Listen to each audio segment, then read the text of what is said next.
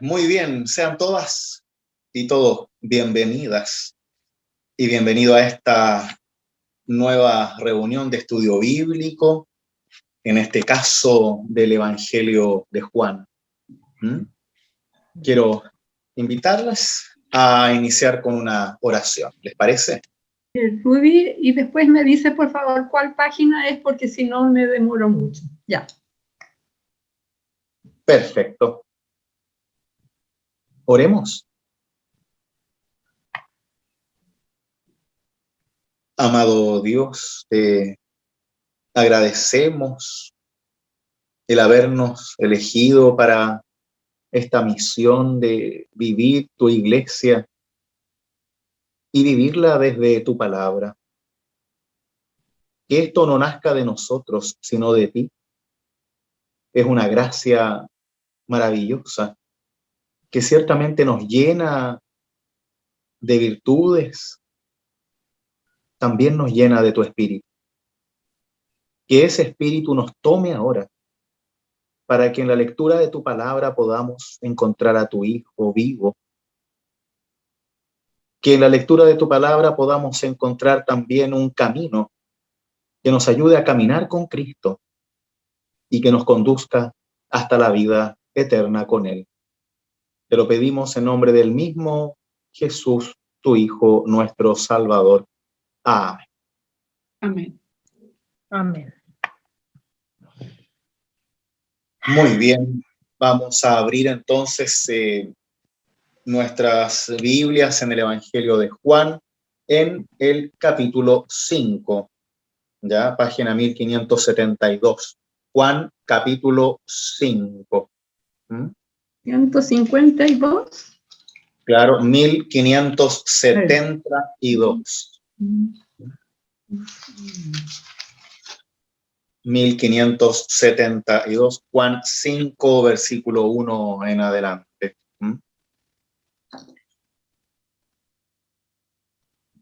Habíamos visto la semana anterior cómo Jesús había sanado al hijo de un funcionario real. Habíamos visto cómo esa sanación se hacía real desde una acción de Dios, más que desde una acción de fe del mismo Padre. Y habíamos visto también cómo esa sanación también nos pone a nosotros en esta búsqueda de comprensión sobre la acción de Dios en nuestras vidas, ¿no? ¿Cómo funcionan los milagros? ¿Por qué algunos sí, por qué algunos no? ¿Por qué Jesús mismo en algunos responde a la fe y en otros solo responde al amor gratuito de Dios, que se entrega como un regalo sin merecimientos? Desde ese sentido, leemos ahora este inicio del capítulo 5, buscando comprender cómo Jesús continúa sanando, dando vida, entregando un mensaje que va mucho más allá de una sanidad material o física, sino religiosa, espiritual y para la vida. Vamos a leer entonces Juan 5 y dice así. Después de esto, se celebraba una fiesta de los judíos y Jesús subió a Jerusalén. Junto a la puerta de las ovejas en Jerusalén hay una piscina llamada en hebreo Betzata, que tiene 5 pórticos. Bajo estos pórticos yacía una multitud de enfermos, ciegos, lisiados y paralíticos, que esperaban la agitación del agua. Había allí un hombre que estaba enfermo desde hacía 38 años. Al verlo tendido y sabiendo que hacía tanto tiempo que estaba así, Jesús le preguntó, ¿quieres curarte? Y él respondió, Señor, no tengo a nadie que me sumerja en la piscina cuando el agua comienza a agitarse. Mientras yo voy, otro desciende antes. Jesús le dijo, levántate, toma tu camilla y camina. Enseguida el hombre se curó, tomó su camilla y empezó a caminar. Era un sábado y los judíos dijeron entonces al que acababa de ser curado, es sábado, no te está permitido llevar tu camilla. Y él le respondió, el que me curó me dijo, toma tu camilla y camina. Y ellos le preguntaron, ¿quién es ese hombre que te dijo, toma tu camilla y camina? Pero el enfermo lo ignoraba porque Jesús había desaparecido entre la multitud que estaba allí. Después Jesús lo encontró en el templo y le dijo, has sido curado, no vuelvas a pecar, de lo contrario te ocurrirán peores cosas todavía. El hombre fue a decir a los judíos que era Jesús el que lo había curado. Ellos atacaban a Jesús porque hacía estas cosas en sábado. Y él les respondió, mi padre trabaja siempre y yo también trabajo.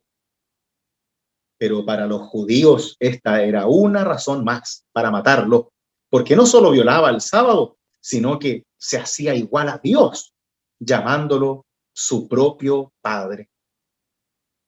Hasta aquí la lectura, esta es palabra de Dios. Amén. ¿Qué significa la puerta de las ovejas al principio? Puerta de las ovejas, porque hacia allá vamos. Ya. A ver, primero que nada, estamos todavía en el contexto de la Pascua.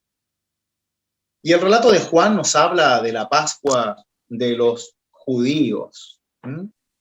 Es interesante cómo siempre hace esta separación el Evangelio de Juan desde un nivel político-religioso, en donde la Pascua de los judíos es como para ellos nomás, y donde los judíos, como habíamos visto antes en el Evangelio de Juan, se refiere más a la clase político-religiosa de Israel y no al pueblo judío.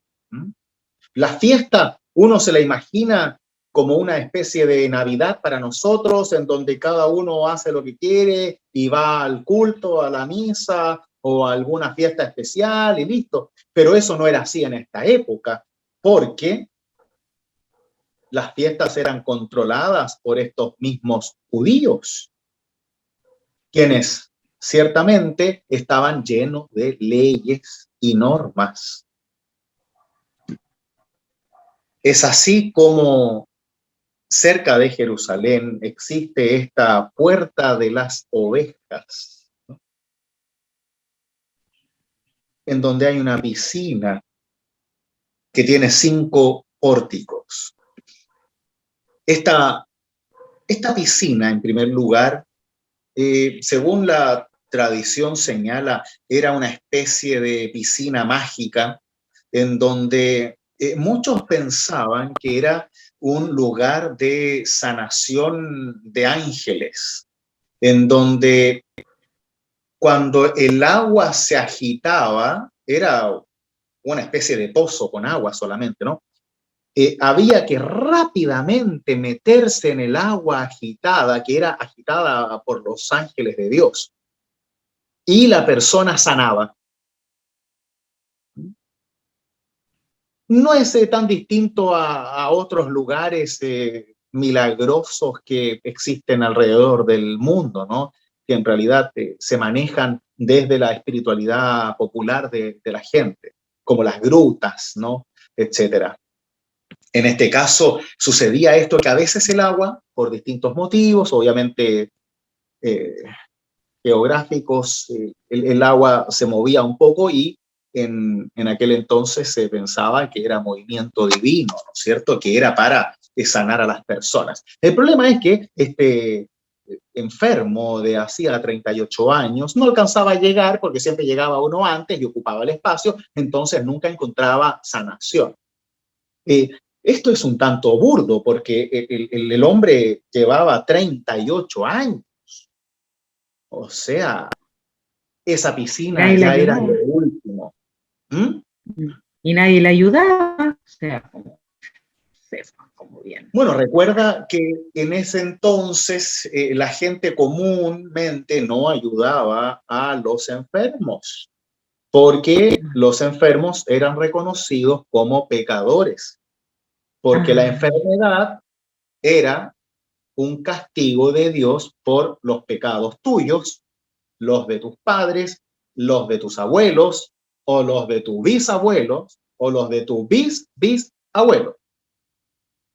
Entonces, No, claro, se corta nunca.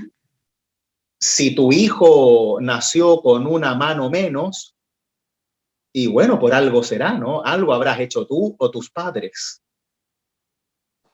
Ya. Sí, si a ti te dio cáncer, bueno, por algo será. Por algo lo habrás merecido, este castigo.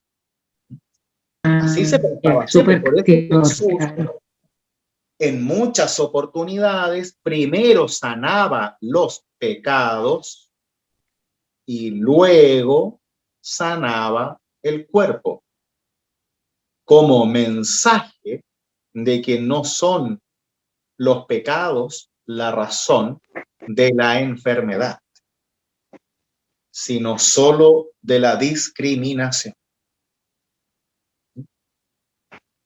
¿Se entiende? ¿Y por qué entonces después le dice no vayas a pecar, como ya te sanaste, pero no vayas a hacer ningún otro pecado, porque si no vuelvas a pecar? ¿Por qué le dice no vuelvas a pecar? Si en el fondo una enfermedad que tenía, esa parte no me cuadra con decirle tú curaste, pero no vuelvas a pecar. Vamos hacia allá. Perdón, ya, perdón, me apuré. Está bien. Es la ansiedad de la palabra de Dios.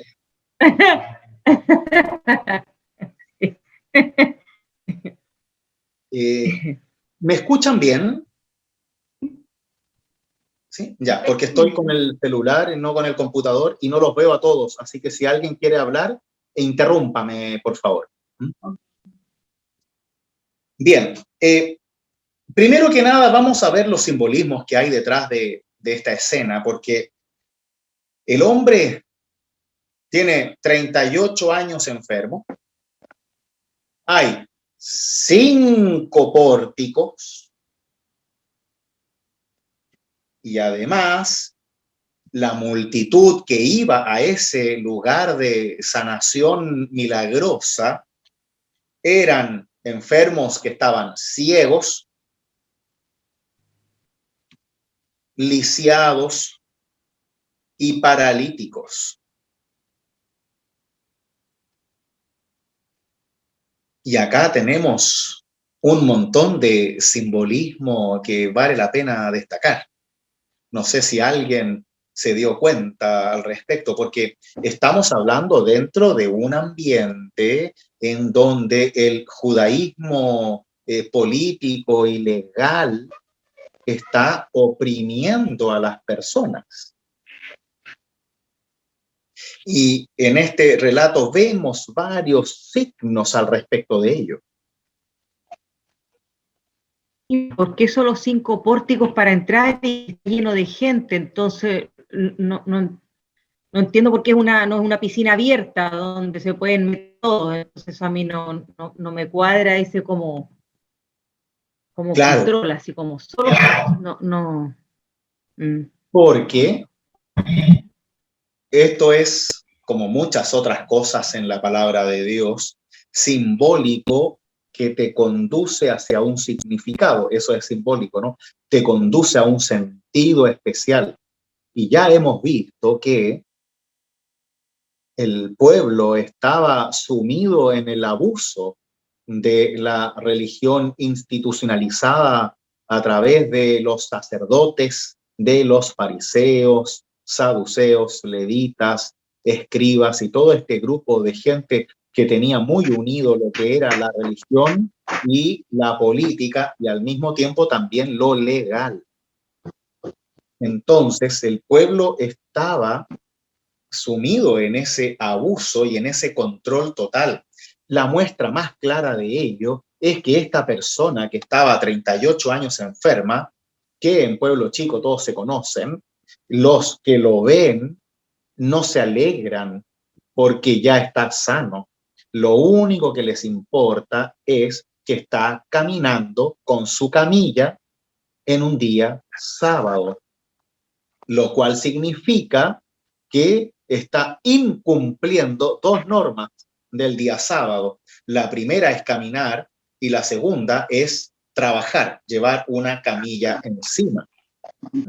Ese es el nivel del legalismo que existía en la época de Jesús, desde la religión a la ley, ¿ya? Entonces, no había posibilidad de alegrarse por la acción divina, por el amor de Dios, sino que todo dependía si tú cumples o no cumples la ley de Moisés. Si lo cumplías, te iba bien. Si no lo cumplías, te iba mal en la vida. Y todo se medía con esa misma vara. Entonces, el sábado no se trabajaba. El sábado no se trabajaba, no era el domingo, era el sábado el día que no se confundía. Claro, hasta el día de hoy. Hasta el día de hoy, los judíos no trabajan, no hacen nada, solo pueden dar algo así como 100 pasos durante todo el día y no pueden hacer nada. Tienen que dejar todo preparado de antes, porque no pueden trabajar, no pueden poner la mesa, no pueden lavar los platos. Tienen que pensar sus pasos para que les alcance a ir al baño, a tomar agua y comer alguna cosa que no requiera cortar, que no requiera esfuerzo, que no requiera trabajo. Es todo un tema bastante profundo para los judíos. Esto comienza el viernes en la noche, cuando cae el sol, en la tarde, y termina para nosotros el sábado en la tarde, cuando vuelve a caer el sol. Ese es el día judío, ese es el Shabbat. Lo había escuchado, pero no sabía que era tan estricto. Perfecto, qué terrible. Muy estricto. ¿Pero para todos o solamente los más estrictos en su religión?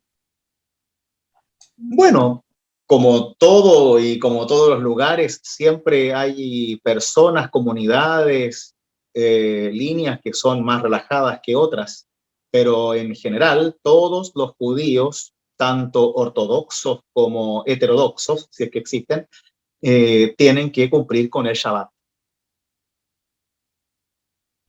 Y así debe ser. Porque si no, viene el castigo de Dios por no cumplir eso.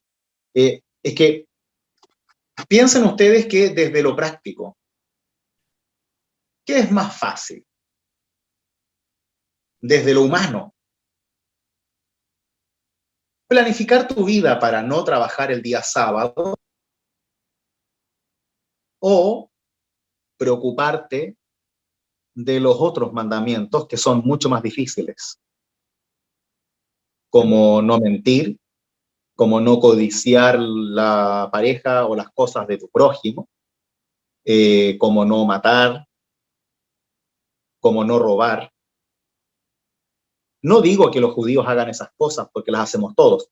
A lo que voy yo es que desde el aspecto, cuando uno mezcla la fe con las reglas legales de vida, tú necesitas certezas, seguridades, para no caer en la desesperación de tu propio pecado. Y como tú sabes, Marina, que no puedes cumplir con todos los mandamientos de Dios porque eres una pecadora, sí puedes hacer algo que es dejar de trabajar el día sábado, pues, que no es tan difícil como no mentirle a tu mamá. O no quedarte con el vuelto. Imaginémonos en un mundo en donde todos cometemos pecados, ¿no es cierto? Si tú hay una sola cosa que pudieras hacer a la perfección, eso automáticamente hace que tú creas que eres mejor creyente de lo que eres. ¿Por qué? Porque estás cumpliendo la ley del sábado. Y eso te hace sentir bien. te hace sentir amada por Dios, por tus logros, por tu actuación en la ley. Porque tú sabes que hay un montón de cosas que te cuesta más cumplir, pero esta la cumples a rajatabla. Entonces tienes un día a la semana para que tú te sientas una buena hija de Dios.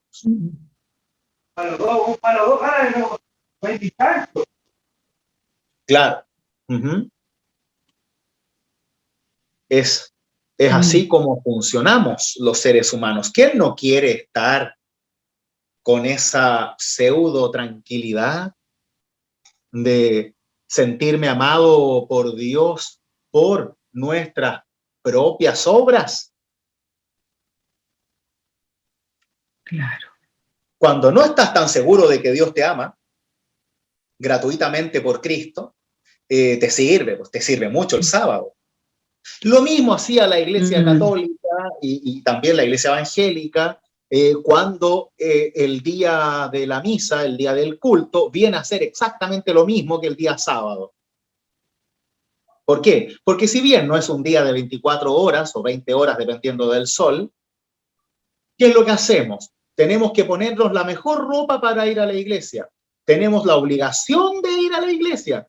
Tenemos la obligación de llevar a la familia a la iglesia. Tenemos la obligación de ofrendar en la iglesia. Tenemos la obligación de cumplir con eso cada semana.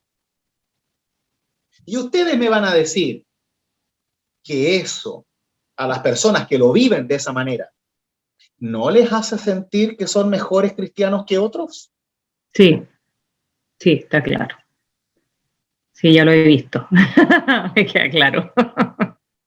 Entonces, estas humanidades, estas expresiones de fe desde lo humano, nos van mostrando una y otra vez lo simples que somos para manejar nuestra fe.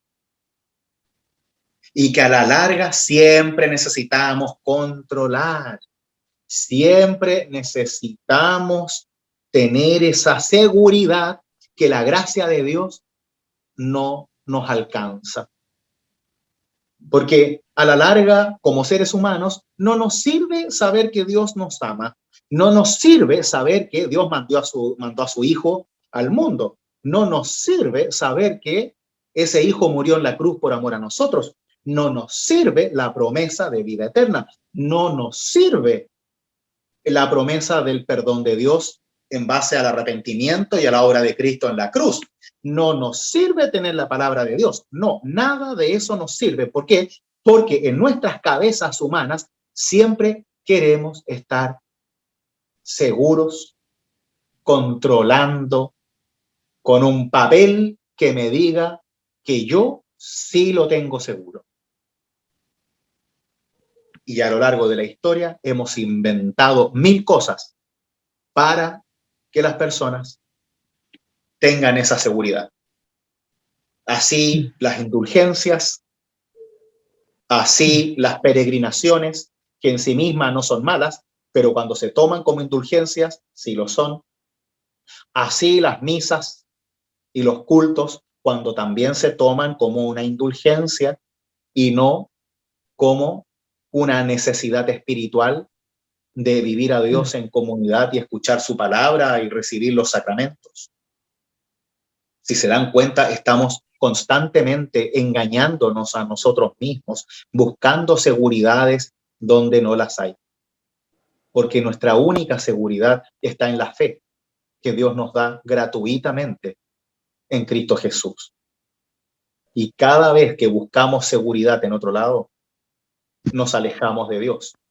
Porque esa seguridad siempre, siempre es humana, no divina.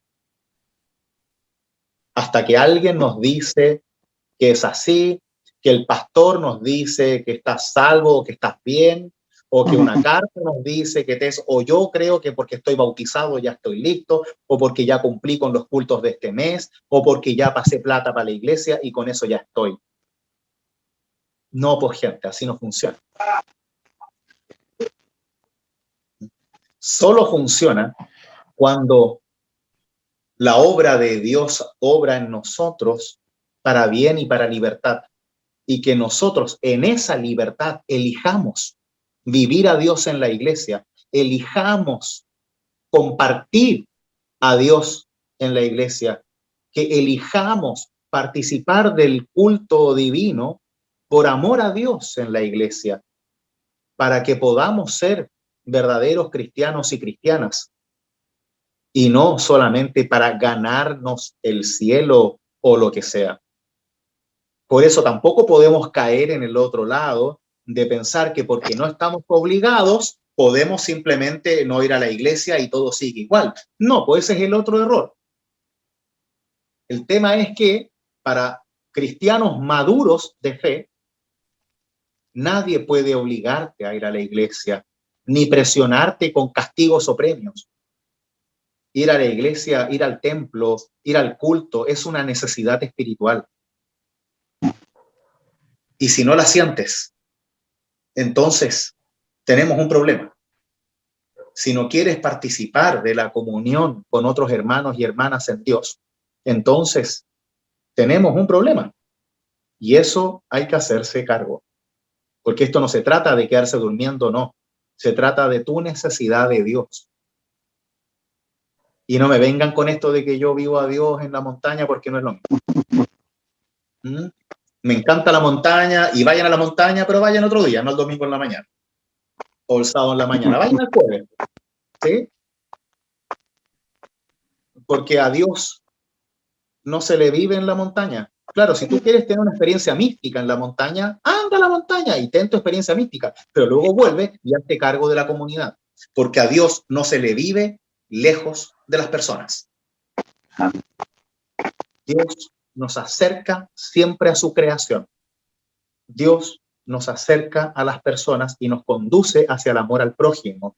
Si Dios te aleja del prójimo para que tú vivas un misticismo en la montaña, entonces yo no sé si es Dios el que realmente está conduciendo a esa experiencia.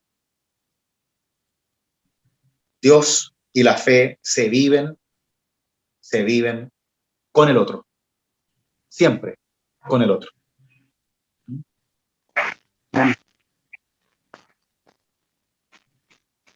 Muy bien. Continuamos con el texto. Nos fuimos un poco del tema. Renato. No te escucho.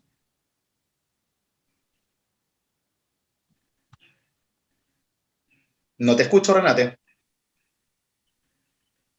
Bueno, Renate, tienes que activar el micrófono, ¿sí? Tienes que tocar la pantalla y activar el micrófono. Prefiero que no se me escuche porque estoy donde Susana y están los técnicos y están Perfecto. Martillando. ¿Ya? Ok. Entonces, no hable. Pero yo te escucho. Ya, ok. Eso quería saber.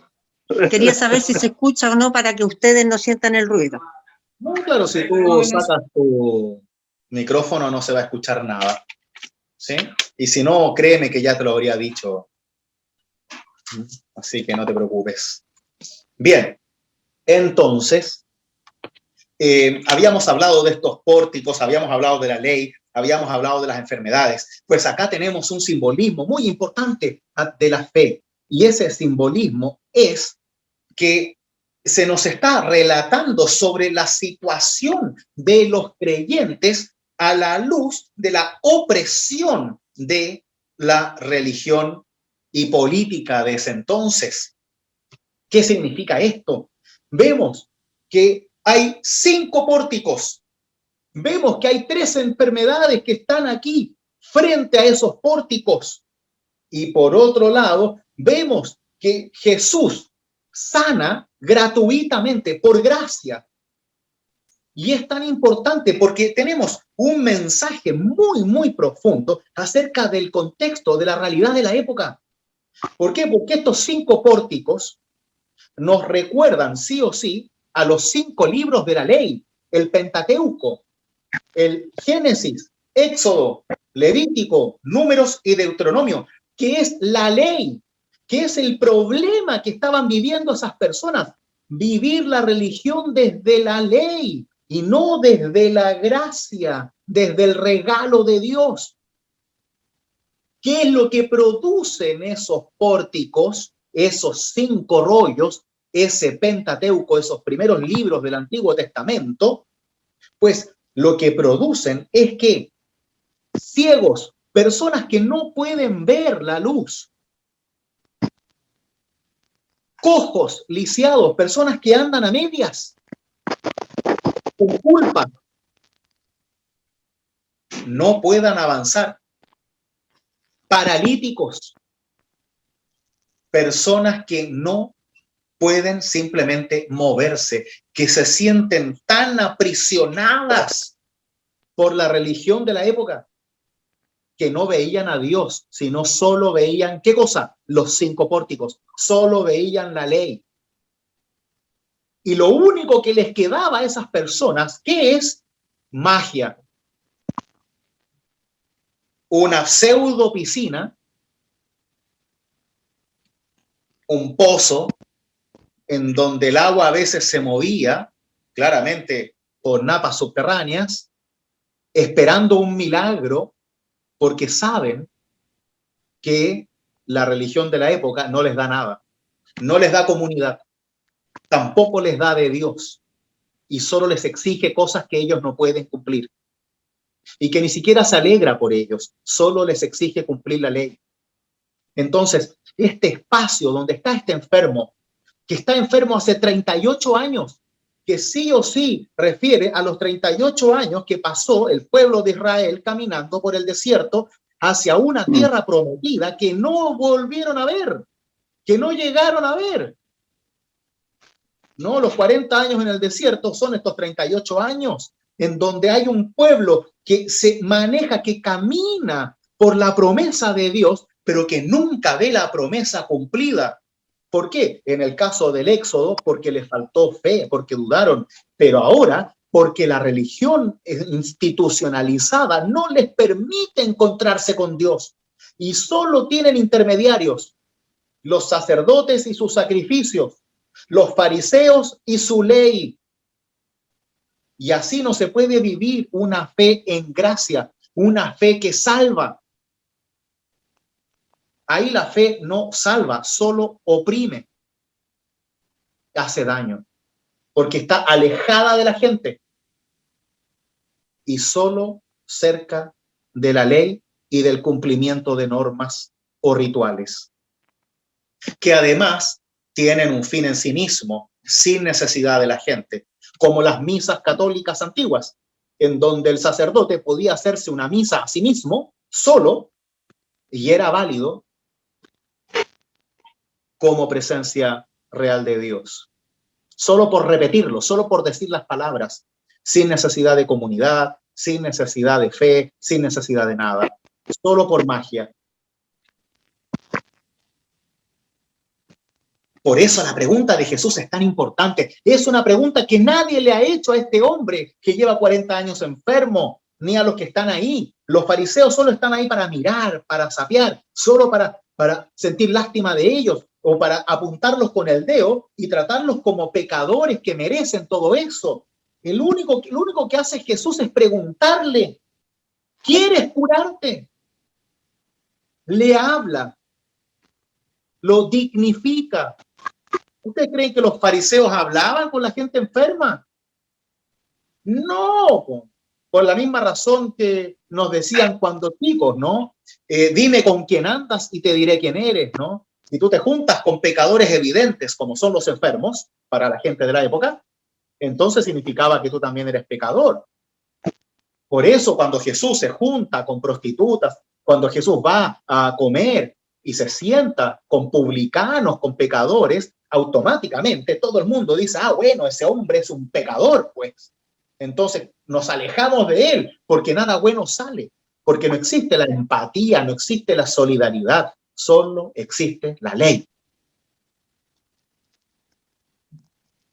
Cualquier similitud con iglesias de nuestra época es mera coincidencia.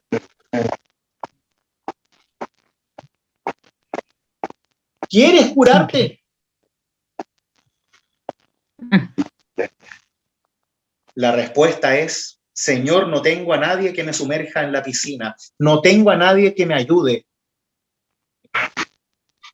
Ni siquiera le responde que sí, sino que le pide ayuda. Y Jesús le responde con fe.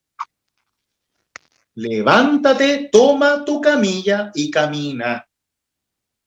Yo lo tomo esto de manera muy personal, como mira, déjate de lesear, cree y haz lo que tengas que hacer, levántate, sigue tu vida, libérate de este flagelo de la ley. Toma tu camilla, es decir, toma tu vida con las dos manos y camina, ponte a caminar, cree que puedes y no permitas que nadie te diga lo contrario. Así nomás. Así nomás. Y así sucede, el hombre toma su camilla y empezó a caminar. Pero como era día sábado, le llega la ley. Y lo más terrible es que nadie se alegra por él. Claro. Solo les importa que camina en un día sábado. Nada más. Como en las iglesias les importa más cómo la gente va vestida, de su necesidad espiritual. A la larga, si se dan cuenta, somos tan torpes que nos fijamos en tantas pequeñeces y nos olvidamos de lo más importante: vivir la fe en comunidad, compartir la fe con otros, que mi alegría sea tu alegría, que mi amor sea tu amor, que mi sanidad sea tu sanidad, que mi alimento sea tu alimento, que mi mano esté en tu mano. En vez de estar buscando cosas para sentirnos superiores a los demás. De cuánta plata doné, cuánta ropa tengo, qué tan lindo soy, o cuántos versículos bíblicos me sé de memoria. Queda bien, son cosas que son importantes a veces, pero ciertamente nada de eso habla de lo que hay en tu corazón. O quizás sí, y nada muy bueno. Esto no significa que tiene que vivir en una anarquía la iglesia y sin respeto a las tradiciones o que cada uno haga lo que quiera. No, no, no. Se trata solamente de que nos fijemos siempre primero en lo más importante, que es nuestra necesidad de Dios. Y luego, en lo secundario, la ropa, la plata, nuestros pecados. Por eso, cada vez que alguien vuelve a la iglesia, debemos alegrarnos por su venida, más que achacarles por qué se fueron o retarlos porque no estaban. Porque lo importante es que cuando el rebaño está unido, entonces estamos más felices, más contentos, más juntos.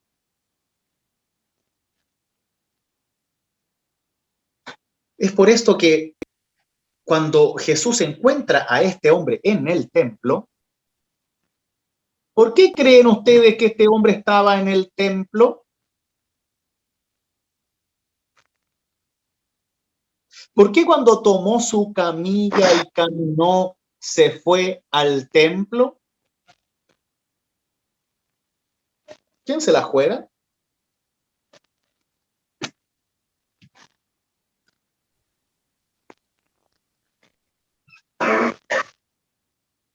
Seguramente para agradecer Una lo especie que había de ocurrido. un agradecimiento, claro. Como Claro, es probable que haya sido que sí. va al templo a hacer el sacrificio, ¿no? En agradecimiento a Dios por su sanidad. Porque No lo era sabía. sábado. Una hipótesis. Aunque era día sábado y se hacían sacrificios los sábados, No. entonces fue como, Pero él estaba ahí en un día sábado, o sea, tenía la esperanza que algo podía ocurrir. ujú, Mm. el hombre hace exactamente lo que no tiene que hacer. Se mueve en día sábado. Trabaja, es decir, llevar su camilla en día sábado. Va al templo en día sábado. Es como un manual de todo lo que no hay que hacer. Le faltó ponerse a comer ahí más. Probablemente como una señal de que ya no se rige por la ley, sino por el amor de Dios, por la gracia, porque es esa gracia la que lo salvó, no la ley. La ley solo lo aprisionó durante 40 años. La gracia lo salva. Y la fe y la confianza que tenía pues, también. Claro, junto con su desesperación, ¿no? Claro. Con su necesidad de Dios.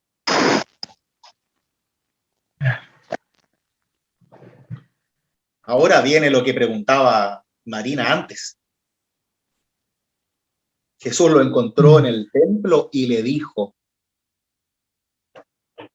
has sido curado, no vuelvas a pecar. De lo contrario, te ocurrirán peores cosas todavía. Qué amenaza. Jesús está hablando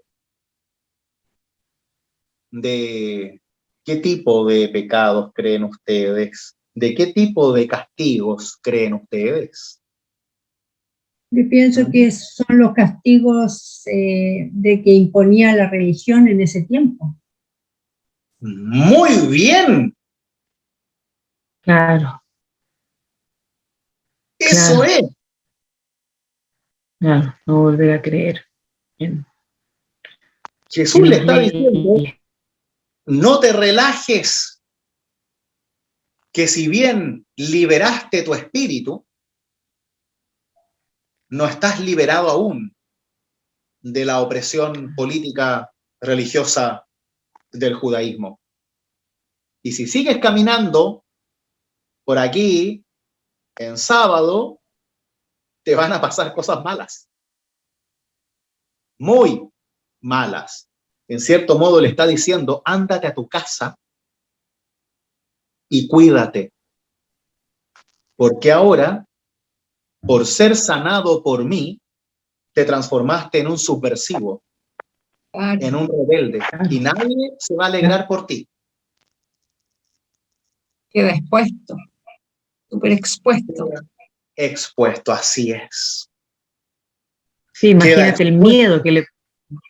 Sí, mucho miedo. A mí me daría mucho miedo. O sea, aparte de ser curada, me daría mucho miedo, porque uno se sentiría perseguido. Entonces... Claro, y además que no sé. después saben que fue Jesús el que Lo curó. lo curó. Y eso significa que este subversivo revolucionario que cree que la ley la maneja él como él quiere, porque él es el que anda sanando en sábado, está empezando a tener cada vez más discípulos. Y ahí ya no les gusta a los poderosos. No. Para nada. Aun por muy bueno que sea, no les gusta a nadie. De hecho, el mismo texto nos dice, ellos atacaban a Jesús porque hacía estas cosas en sábado. Ese es el problema. Ustedes se imaginan la tontera humana de que Ni siquiera demos gracias a Dios por un milagro como ese, sino que nos preocupe qué día se hizo el milagro para ver si se hizo ritualmente correcto. O sea, la incapacidad de alegrarnos por el bienestar del otro es una de las grandes muestras de la falta de fe. No es solamente falta de amor, es falta de fe. Lo mismo nos sucede cuando queremos castigar a los pecadores desde nuestra propia ley. Y creemos que las personas merecen ciertos castigos por cosas que han hecho, por sus pecados distintos a los nuestros. Y a la larga, lo único que hacemos es perder nuestra fe con esos juicios. ¿Por qué? Porque ya no estamos hablando de Dios. Estamos hablando de nosotros como ley, de nosotros como jueces, de nosotros como dioses, como el centro de todo. Y ahí nos alejamos de las personas. Y si nos alejamos de las personas, nos alejamos de Dios. Porque nuestra fe en Dios está unida a la fe en comunidad. Y no puede ser de otra forma. Porque de otra forma, cada uno viviría su fe solo en alguna parte paradisíaca, escondido en su casa o viendo tele, pensando en que todo lo que hace lo hace bien. Cuando en realidad la única forma de vivir correctamente la fe es ayudándonos mutuamente, acompañándonos mutuamente, cayendo juntos y levantándonos juntos, cantando juntos a Dios, recibiendo el perdón juntos, compartiendo el sacramento juntos y no solamente creyéndonos superiores separados. Y esto es lo que debemos recordar cada día de nuestras vidas, para que así no perdamos la fe. Porque la fe no se trata de creer que Dios existe, se trata de vivir a Dios junto a los hermanos y hermanas que no siempre hacen las cosas que yo quiero, que no son mis mejores amigos, que no todos me caen bien, pero que Dios los pone en mi camino para amar, para perdonar y para vivir juntos una vida de fe en comunidad.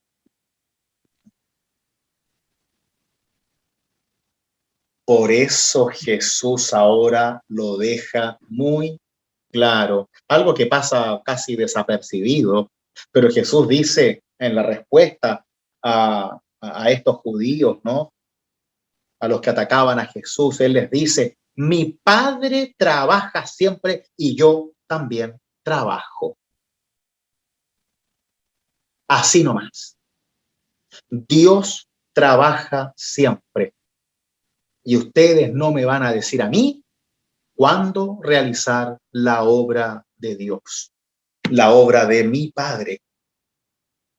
En esa confesión de fe, Jesús se mete al bolsillo toda la ley y se pone Él como servidor de Dios hacia la humanidad. Porque Jesús no está trabajando plantando arbolitos, está trabajando sanando personas, predicando la palabra, compartiendo la solidaridad y el amor de Dios. Y eso, queridos míos, se hace siempre. No cuando nos gusta, no cuando queremos, no cuando nos sentimos bien, no cuando tenemos tiempo libre. No, se hace siempre.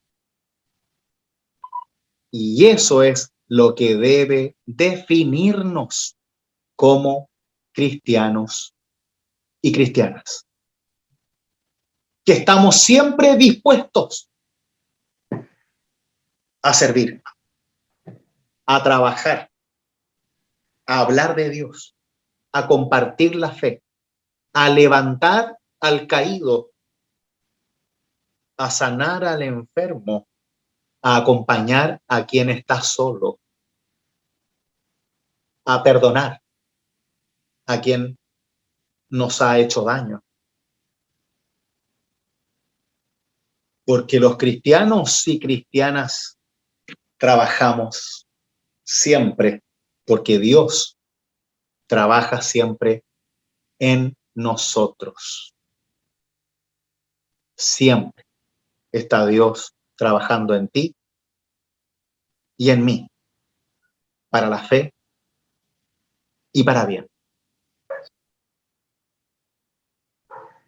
Y eso, irónicamente, les dio la razón para matar a Jesús. A nosotros nos debe dar la razón para entregarnos en las manos de Dios y trabajar con todo lo que podamos, para que así nunca nos veamos lejos de Dios y siempre estemos lejos de la falsa seguridad y control de nuestra vida. Pues que así sea en vuestra propia experiencia de fe. Amén. Amén.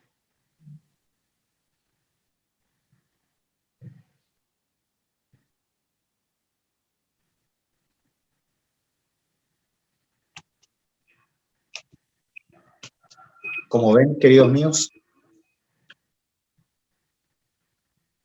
no podemos abstraernos de nuestra realidad de fe, ya sea por días, por gustos, ni siquiera por dolores. Somos cristianos y cristianas siempre. Dios está siempre con nosotros. Y esa debe ser la única certeza que debe movilizar nuestros pensamientos y también nuestras obras desde el amor de Dios. Todo lo demás son preguntas o dudas que no tienen sentido, o que al menos nos hace engañarnos a nosotros mismos poniendo condicionantes sobre el amor de Dios que no tienen nada que ver con nosotros y que solo nos alejan de Dios. Y Dios te ama a ti y me ama a mí con todo lo que somos, con toda nuestra historia, con nuestras luchas, con nuestras victorias y con nuestras derrotas. Y desde ahí partimos a vivir, confiando en esa verdad, confiando en que después de nuestro bautismo nada ni nadie puede quitarnos a Dios de nuestra vida. Y que por la obra de Cristo en la cruz, esa vida perdura para siempre. Eso es lo que nos define como cristianas y cristianos en este mundo.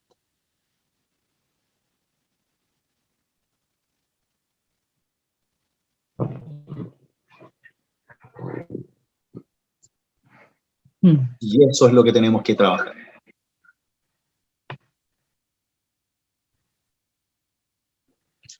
¿Les parece?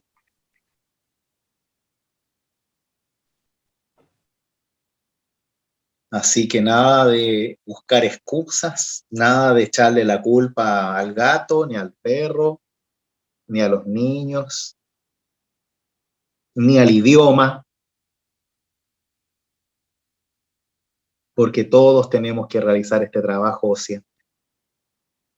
Y más aún, con una sonrisa en el rostro.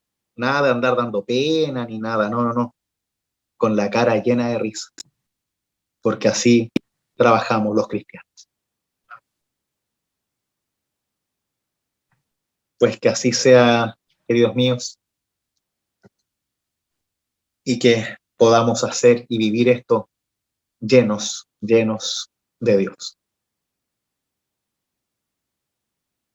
Salud, Luna.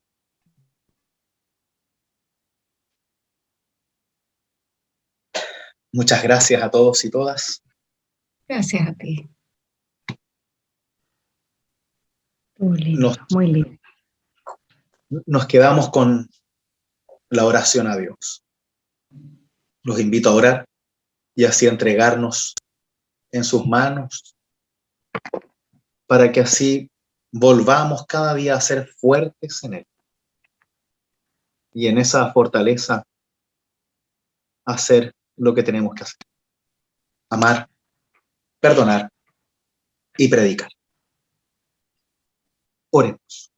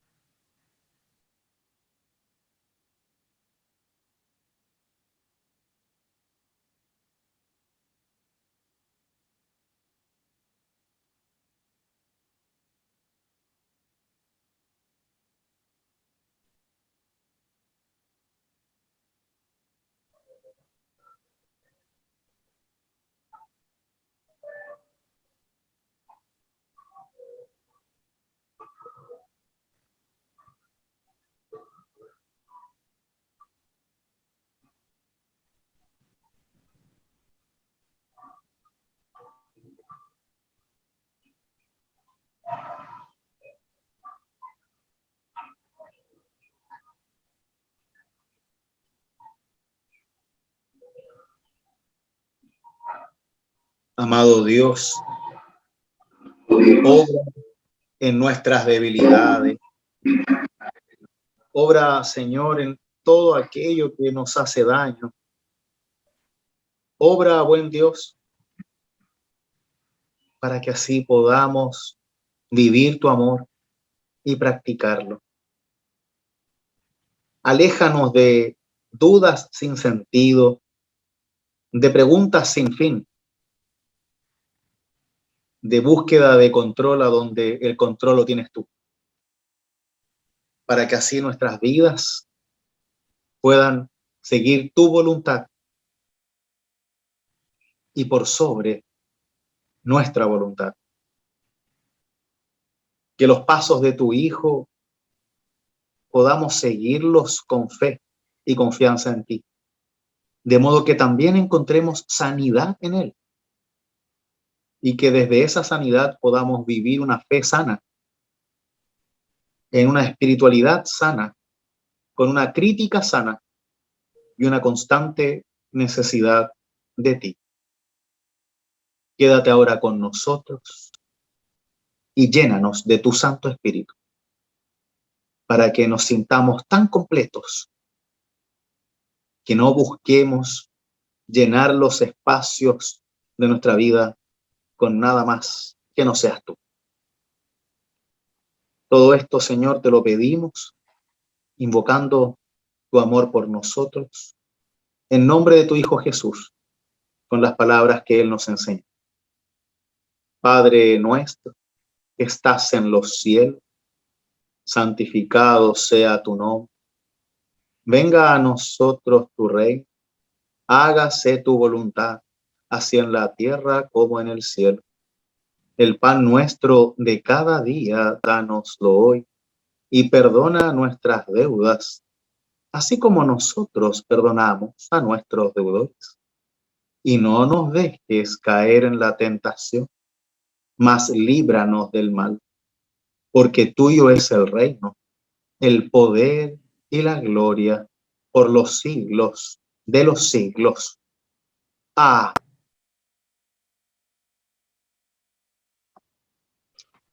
Que la bendición de Dios, que es Padre, Hijo y Espíritu Santo, sea con cada una de ustedes.